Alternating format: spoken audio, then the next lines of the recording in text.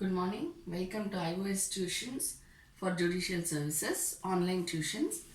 We continue with section 16.9, Power of Sale when valid.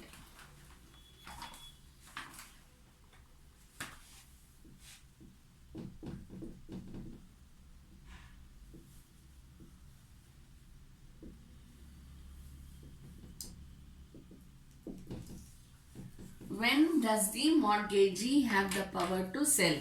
And when does such sale become valid? Number one, first we go to without interference of the court. With interference of the court, we know that the court has the power to order for sale of the property. So without interference of the court, when can it be done? When it is specifically mentioned in the mortgage deed that the mortgagee has the right to sell the property if the repayment is not made. Okay, and then the second one, in case of English mortgage. So without the interference of the court, when does the mortgagee get the right to sell the property and when such sale shall be held valid? See, upon non-repayment of the property, yesterday, non-repayment of the loan, yesterday we were doing all the provisions. On non-repayment of the loan, the sale can happen, right? But it can be by the mortgagor, it can be by the mortgagee, we read all those things. But here, without the interference of the court, if it is specifically mentioned in the mortgage deed, then the mortgagee gets the power to sell the immovable property. Second one, if it is an English mortgage. What is an English mortgage? Where the ownership as well as possession is with the mortgagee. Am I right? So in this case also, upon non-repayment, the mortgagee has the power to sell the property and such sale shall be held valid. Okay, so it should either be authorized by the mortgage deed or it should be an English mortgage. Okay, because in this case he gets the power of an authorized agent. The mortgagee becomes an authorized agent to sell the property. Of course, it is by way of mortgage deed, not power of attorney, but we have to deem it in that way. Okay, and then where the power of sale without intervention of the court was on the date of the execution of the mortgage deed situate within Calcutta, now you call it as Kolkata, Chennai and Mumbai. So, where a power of sale without the intervention of the court is expressly confirmed on the mortgagee by the mortgage deed, and the mortgaged property or any part thereof. So the whole or part of any property thereof was on the date of execution of the mortgage deed situate within the towns of Calcutta, Madras, Bombay or in any other town, any state, any town. See, these are all the later amendments. Earlier, see, this is done in the year 1882. So, obviously, you have only the provincial towns. Am I right? Provinces. Now, it is not like that since this has everything has been rearranged. So, this includes whole or part of the property anywhere in India as the state government stipulates.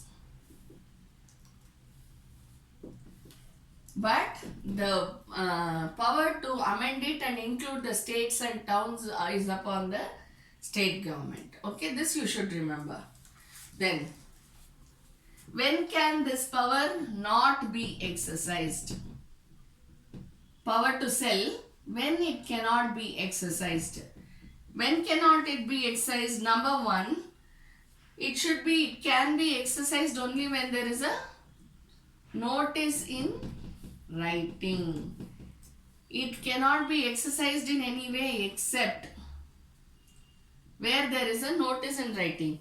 Even though it is given in a mortgage deed or English mortgage or this, anything. This is a general provision which talks about non-repayment. Okay, that's why it is written in the mortgage deed also it should be there, plus the property should be here, both. So when it cannot be exercised, there should be a notice in writing to the mortgagor. Understand? So let us read this. Notice in writing requiring payment of the principal money has been served on the mortgagor and on one of several mortgages, and default has been made in payment of the principal money or part thereof for 3 months after such service. So what is there? There is a notice in writing for what? For payment. That means what? The mortgagor has not paid earlier. Therefore, notice is sent for payment. But even after payment for a period of 3 months, he has not repaid. Then he will get the right to sell. Understand? So what's the first one? There should be a notice in writing. Of what? Saying that you please pay. You have not paid this, please pay. Once the notice is received, it is served on one or one of several mortgagors. If it is only one mortgagor, then it should be served on him. If there are several mortgagors, then one of several mortgagors. And even after within a period of 3 months, there has been no repayment from the mortgagor side, then the mortgagee gets the right to sell the property. Clear? We go to the next one. The second one. What does the second one say?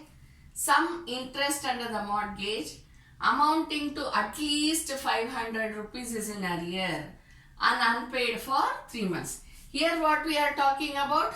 Payment of the principal amount. First one is what? Payment of principal amount. Okay. Second one is what? Payment of interest. At least. That is what? Minimum. 500 rupees for a period of 3 months. Understand? Here we are talking about payment of principal money and the notice for it. In the second one we are saying that the interest has not been paid for a minimum of 500 rupees and that too for 3 months. Minimum should be 500. Below 500 then there is no power to sell. Understand? So minimum should be 500 rupees and it should be remaining unpaid for 3 months. Then what's the third one? When a sale has been made in professed exercise of such power, when the mortgagee sells the property using this power to sell, the title of the purchaser shall not be impeachable on the ground that no case had arisen to authorize the sale, or that due notice was not given, or that the power was otherwise improperly or irregularly exercised. But any person damnified by such unauthorized or improper or irregular exercise shall have his remedy in damage against the person exercising such power. Okay, so what is the third one? Mortgagee sells the property. Okay, but just because he sold the property without authority or without notice to whom? Mortgagor or one of several mortgagors, right? Or it has been improperly or irregularly used. What has been improperly? The power to sell has been used improperly or irregularly. In all these three cases, the mortgagor gets the right to ask for damages. What's damages? Compensation. Cost, compensation, everything comes under that. So, mortgagor can file a suit for damages. Understand? So, here mortgagee sells the property using the power of sale. Understand? To the purchaser. Just because he uses it and it is without this, it does not affect the title of the purchaser. Remember this please, okay? Even though it is without authority or without notice or power, improperly or irregularly used, okay? It doesn't mean that the title of the purchaser is not valid. No, it is still valid. But what can the mortgagor say? He did like this without authority, without notice or improperly or irregularly. Therefore, give me the damages. Okay. Without authority, when can he use? The third point we read in the very first point. What is it? If the upon non-repayment. When the property is partly or wholly in any part of India and the state government deems it. Then without notice to the mortgagor. See, without notice to the mortgagor, see, without authority, if he does not get, when will he get the authority? Only if it is there in the mortgage deed, or if it is an English mortgage, then he will get the authority. But if it is not like that, still you have the third point there. You remember? Where the property is partly or wholly situated in Mumbai, Calcutta, Chennai, or in any other state or town, right? So we use that third point to justify this. Understand? Without notice to the mortgagor. It's okay. It's a technical problem. Technical error. Just like our typo errors which comes in WhatsApp and all that, you have the technical error in law. Not only law, everywhere. Then improperly or irregularly. Again, this is a technical error. Just because these two are technical errors, they are not, see, this is improperly or irregularly used. It is not fraudulent or misrepresentation. You should know the differences between all these words, okay? It is not fraudulent or misrepresentation. It is improperly or irregularly used. Again, it's technical in nature. Therefore, the mortgagor cannot say he has done it without all these things. So, you quash the sale and then you give the property back to me. Mortgagor cannot claim it. Okay? What he can claim is file a suit for damages and get the damages from the whatever the court orders. Then the next one, the money which is received by the mortgagee, how shall it be distributed? We are reading about sale of the mortgaged property. Am I right? So once the sale is done, how will the mortgagee get the money? How should it be used? How should it be used? First, it will be deposited into court for court expenses. Then whatever is his expenses towards the case, towards the execution decree, towards the implementation of the execution, whatever are his expenses. Whose expenses? Mortgagee. Third, it will be the towards the mortgage debt.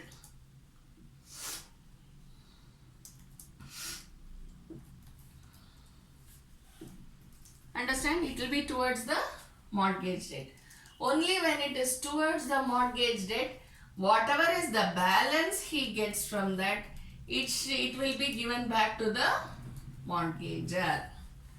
After distributing the money which he gets out of all these things, then if there is any balance left, he can deposit into the court and the mortgagor has a right to take it. Okay?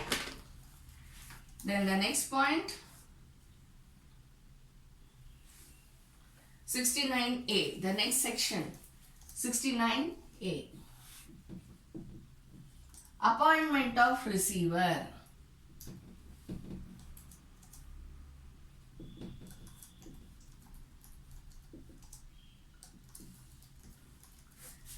When can a receiver be appointed? A mortgagee having the right to exercise a power of sale under section 69 shall be entitled to appoint by writing signed by him or on his behalf a receiver of the income of the mortgaged property. So who will appoint? The mortgagee. Using his power can appoint a receiver to receive the income from the whole or part of the property.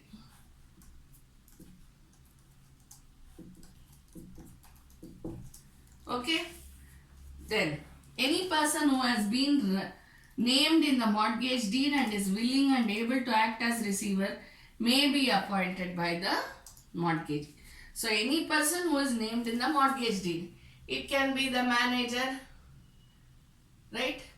See, that is how we pay. See, these are all actually very simple, but it looks very this thing because nowadays we have lots of loans which are being given by banks. Now, by giving the title deeds as security for the loan that we have taken from the bank, what do? We pay it to the branch manager, right, of the particular bank. So, he becomes the receiver who has been appointed by the mortgagee. Who is the mortgagee? The bank. The manager of the bank becomes the receiver. Simple. If no person has been so named, or if all persons named are unable to or unwilling to act or are dead, no name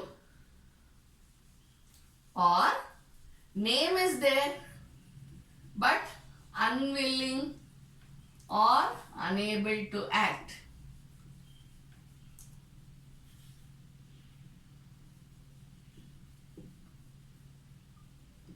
Or the persons who have been named are dead. All are dead, okay. Then the mortgagee may appoint any person to whose appointment the mortgager agrees. This is like arbitration, you know. So where the name, if the mortgagee professes any name, then upon mutual discussion, mutual agreement between the mortgagee and the mortgager, receiver may be appointed. Okay. The mortgagee shall be entitled to apply to the court for the appointment of a receiver, and if this agreement doesn't happen, then what is the last one? The mortgagee may approach the court for, if this does not, if this mutual agreement fails, then mortgagee may approach the court to appoint a receiver. Understand? And any person appointed by the court shall be deemed to have been duly appointed by the mortgagee. A receiver may at any time be removed by writing signed or by or on behalf of the mortgagee and the mortgager, or by the court on application made by either party or on due cause shown.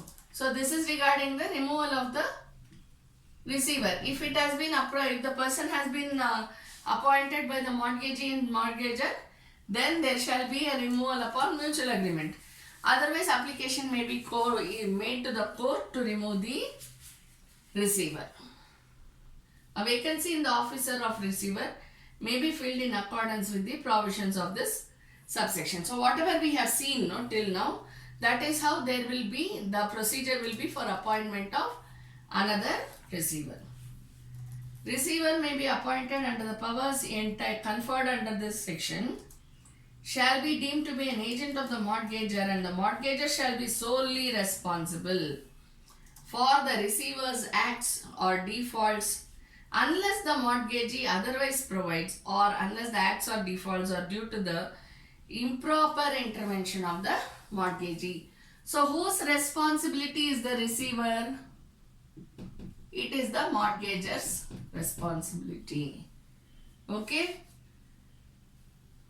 It is the mortgager's responsibility unless there is a contract to the contrary, which says that the mortgagee shall be responsible, or where the mortgagee does some improper acts due to which the receiver defaults in his acts. Understand? So it is known as contributory negligence. Am I right? So where the mortgagee approaches the receiver and does some improper acts, then that results in default by the receiver. Then the mortgagor shall not be held liable for the receiver's acts. What are the receiver's acts? Receiving income and keeping it, maintaining the accounts, giving it to the court if it is ordered by the court, otherwise giving it to the mortgagee. If the receiver does not do this, then the responsibility shall be upon the mortgagor. Understand? If it is not upon the mortgagor, if there is a contract saying that in the mortgage deed, not the contract, in the mortgage deed, if it is written that the mortgagee shall be responsible for the acts of the receiver, then it shall be the mortgagee. Or if there is any act of the mortgagee due to which the receiver defaults, then it shall be due to the mortgagee's behavior. Okay, we go to the next one. The receiver shall have power to demand and recover all the income of which he is appointed receiver by suit, execution, or otherwise in the name either of the mortgagor or the mortgagee to the full extent of the interest which the mortgagor could dispose of, and to give valid receipts accordingly for the same, and to exercise any powers which may have been delegated. So what is the duty, the power of the receiver? He can demand for the interest for the principal amount. Understand?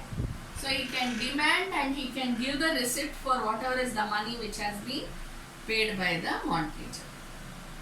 A person paying money to the receiver shall not be concerned to inquire if the appointment of the receiver was valid or not. Now if a receiver has been appointed and there is a person who gives him money, it is not the duty of this person to know whether this appointment is valid or not. Understand? Whether he is appointed by mortgagee or mutual agreement or by court, it is not necessary for the person paying the money to know whether the appointment is valid or not. His duty is to pay the money to this person, so he pays the money. That's it. Understand? Then, the receiver shall be entitled to retain out of money received by him for his remuneration and in satisfaction of all costs, charges and expenses incurred by him as receiver, a commission at such rate not exceeding 5% of the gross amount of all money received as is specified in his appointment, and if no rate is specified, then at the rate of 5% for gross amount, or at such other rate as the court thinks fit to allow on application made by him for that person. See, now suppose he is getting 50,000 as the income, receiving the income. Okay, then out of this he will take a little amount for his remuneration, whatever has been fixed by the mortgagee or mutual agreement or by the court, right? Then he will also subtract the costs and expenses which he has incurred as a receiver. Then rate of commission, he will subtract the rate of commission. If the rate is given in the appointment, then he will cut the rate as per the direction of the court or the mortgagee or mutual agreement. Understand? But if no rate of commission is given, then the receiver shall cut 5% of the gross amount received. Clear? So here what you should remember: appointed by mortgagee, mutual agreement, court. You should remember this. Then the next one, the receiver shall, if so directed in writing by the mortgagee, insure to the extent, if any, to which the mortgagee might have insured, and keep insured against loss or damage by fire out of the money received by him. So any loss or damage shall be indemnified by him out of the money received by him. Understand? The receiver, if so directed in writing by the mortgagee, otherwise no. Insured to the extent, if any, to which the mortgagee might have insured, and keep insured against loss or damage by fire, the mortgage property or any part thereof being of insurable character. So when we are talking about cost and expenses, this includes the insurance as well. If this is optional, understand? So if directed by the mortgagee, then he shall insure the property against fire or loss or damage. Subject to the provisions of this Act, to the application of insurance money, receiver shall apply all money received by him as follows. First one, in discharge of rent, taxes, land revenue, rates, outgoings, whatever affecting the mortgage property. So how will he distribute the money which has been received by him? We already saw in this. He will subtract his remuneration, he will subtract the cost and expenses, he will subtract the rate of commission. This is what we have seen. Now we are seeing how he is going to subtract in detail.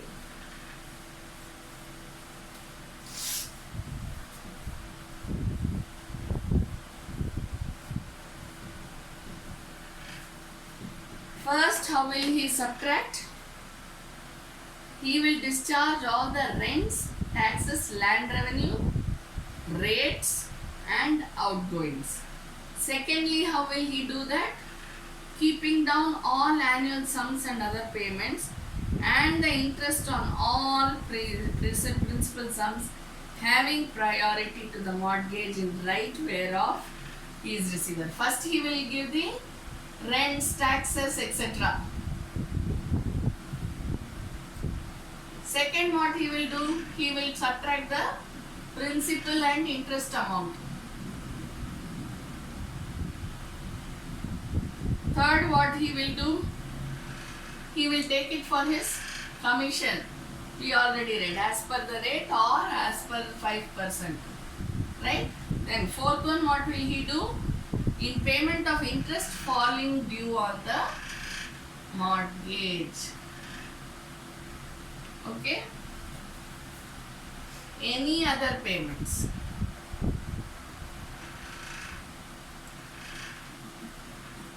This is annual. Annually, whatever is the sum payable as principal. Then, in or towards discharge of the principal money, if so directed by the mortgagee.